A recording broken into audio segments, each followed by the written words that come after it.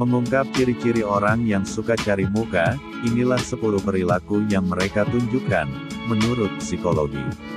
Dalam dinamika sosial, kita mungkin pernah bertemu dengan individu yang tampak selalu berusaha menarik perhatian atau mendapatkan pengakuan dari orang lain.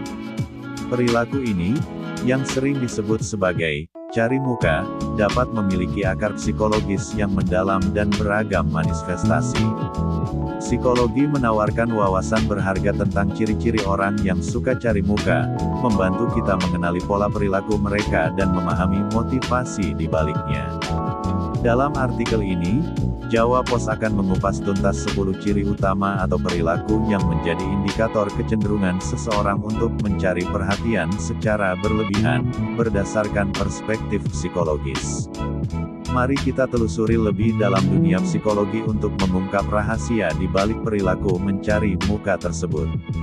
Berikut adalah 10 ciri-ciri orang yang suka cari muka. 1. Sering memancing pujian. Mereka cenderung menyoroti prestasi atau pencapaian mereka, bahkan terkadang melebih-lebihkannya, dengan harapan mendapatkan pujian dan pengakuan dari orang lain.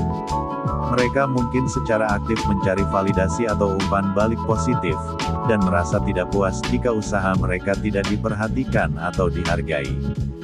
2. Sengaja membuat kontroversi. Mereka gemar membuat pernyataan atau tindakan yang kontroversial untuk memancing reaksi dan menjadi pusat perhatian. Mereka mungkin menikmati sensasi menjadi bahan perbincangan, bahkan jika itu berarti menimbulkan konflik atau perdebatan. 3. Melebih-lebihkan cerita. Mereka kerap kali membumbui cerita atau pengalaman mereka agar terdengar lebih dramatis atau menarik, demi mendapatkan simpati atau kekaguman.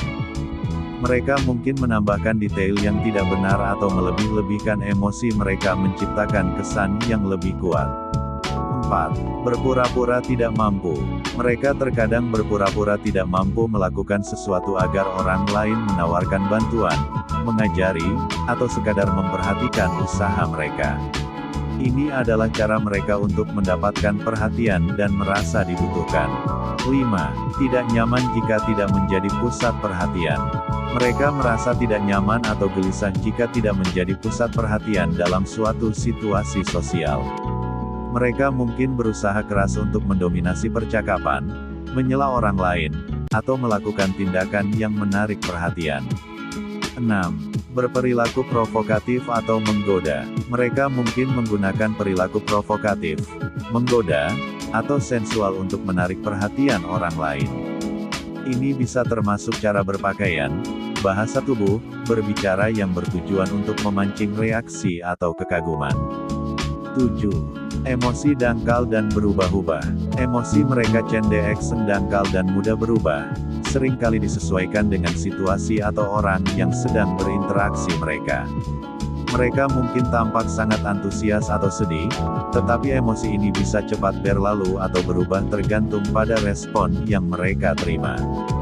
8. Menggunakan penampilan untuk menarik perhatian.